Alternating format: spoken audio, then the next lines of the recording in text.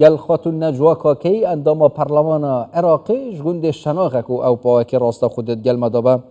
سپاسیاوانات که نجوا خان گلک سپاس کن گل مدانه همه هیت ناف جرگه روشی دانه و بشک زیده جی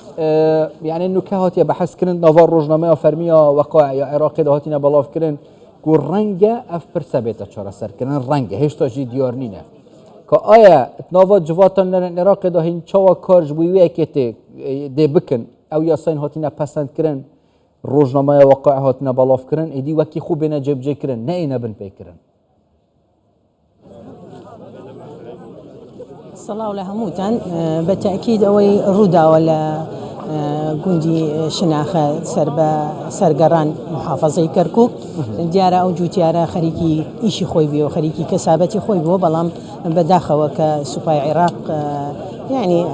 أفسريك بابلين كخوي تصرفي كي ناشرين كدوا برانبري أو جوتيارة ديارة أو كلا تواصلي اجتماعي بلا بوتوا وكوية كك أو عسكرة أعداء كاتي لو جوتيارة إما وكو فراكسوني كرديا كان لبخاوة أمرو بيقدن هاتوينتا قندك ولقل خلقك دانشتين بو أوي دنيا بكينوكا أو قرارات مجلس قيادة الثورة إلغاء كراوة مدنق ما داوة لسري بيش دوسيا حفتيك ورئاسة جمهورية تصديق شي كردوها ما ويس الجريدة الوقائع نشر بكريات بو أوي ببيت الدستور وقانون بالتأكيد إما هولي أواد بين لقل خلقي قندكيا آرام بن بتحمل بن بو أوي كيشكا برو دوخي كي ترنروات نجوا خان بو أوي أو زانيارية شت بيبدم هم لكردستان بستاريش ببلا بلاو كرايوا كأوي إيوة تصاوري دا كان للروجنامة وقاع بلاو بكريتو بلاو كرايوا يعني تازه أو قناغش تيبري تصاوري تشي دا كان إيوة كبلاو كرايوا يترجي بجي دا كري يانيش ترسيكو دودلية كيا وكو أواني بيشو تريش بلاو كرانوا وما في كرد خراوا وجي بجي نكراوا بالتأكيد أوي لم خلكرا كدنجر على سر أم إلغاء قرارات مجلس قيادة الثورة كنشر كرا ولا جريدة ديار أما قناغي كي زور من بريوة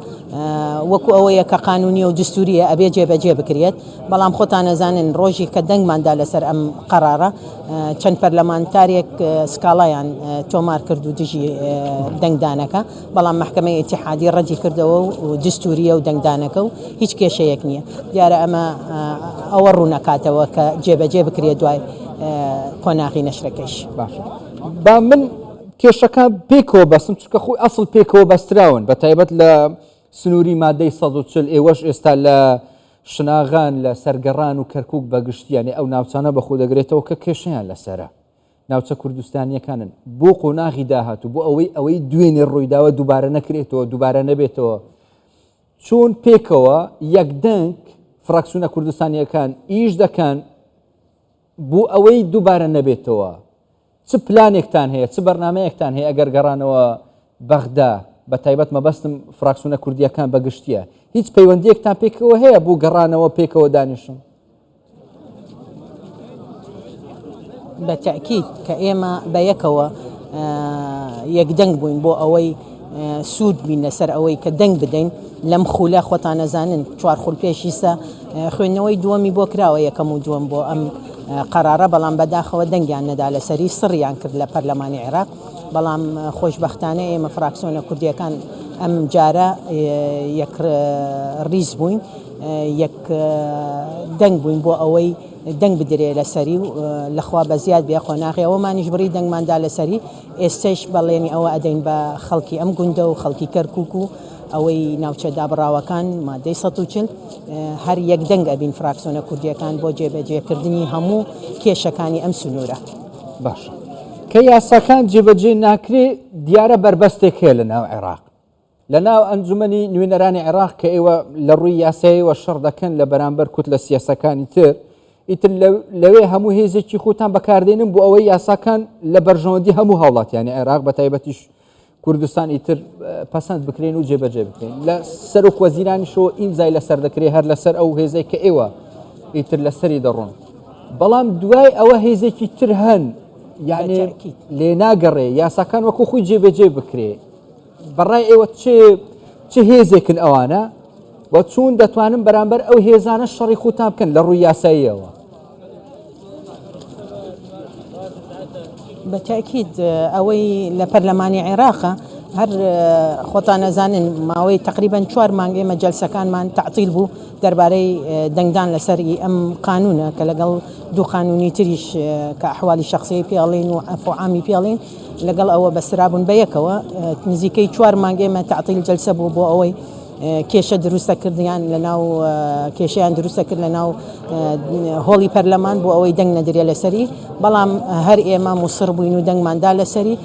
دیارە ئەو یەکگردووی فراکسیۆنە کوردیەکان لە بەغا لەناو هۆڵی پەرلەمان هەر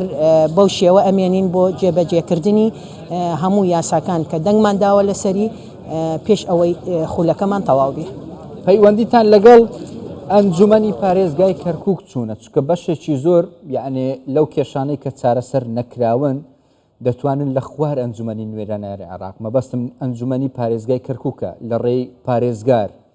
یعنی ئەوانە چارەسەر بکرێت پەیوەندی چوونە لەگەڵ ئەوان کە لە داهاتوێتی نزیک هێزیان ئیتر دیار بێت ئەوان بتوانن کێشەکانی ناو کەرکووک بە تایبەت مادەی 140 چارەسەر بکەن یعنی بە هاوبەشی لەگەڵ بەغدا لەگەڵ کوردستان. ئەکید چونکە ئیسە خۆتان نەزانن پارێزگاری کەرکووک نەتەوەی کووردە ئەبێ دڵی بسووتێ بۆ نەتەوەکەی خۆی وەکو ئەوەی کە دەسەڵاتدارە وەکو ڕئیسی وحدەی ئیداری کەرکووکە ئەکید ئەبێ سوودی هەبێ بۆ خەڵکی کەرکووک ئێمە ناڵین جیاوازی بکات وەکو ئەوەی پارێزگارە لەگەڵ نەتەوەکانی تر بەڵام خۆی کووردە و معاناتی کوردیش ئەزانی و ئەزانی حتا دەرەجەیەک جیهات هەیە کە زوڵم لە کوردەکە خۆتان نەزانن کە دوێنێ ئەمەی ڕوودا لە شناخە لە سەرگەڕان ئەوەی ئەو جوتیارە ئەوها یعنی ئەوە کوردن من کە سەیری مەختعەکەمە کرد وامزانی جەمەدانیەکە لە ملی خۆمە یعنی ئەوە تەمسیلی هەموو کوردیەکەکە هەموو کوردێک با بڵێن دوێنێ ئازاری هەیە لە کەرکووک کە ئەو مەختعەیە بینیوە ئێمە ئەبێ دڵسۆزی نەتەوەی خۆمان بین دڵسۆزی خاکی خۆمان بین دڵسۆزی نیشتمانی خۆمان بین تەمەناکەی نیشاءڵڵا بەڕێز پارێزگاری کەرکووک هەمان شێوە دڵسۆزی خاک و نەتەوەی خۆی بێ. gelek spas xatu necwakakê endama civatên nerên Iraqê ji gundê Şenaxê hîn gelmeda bûn spas bûye.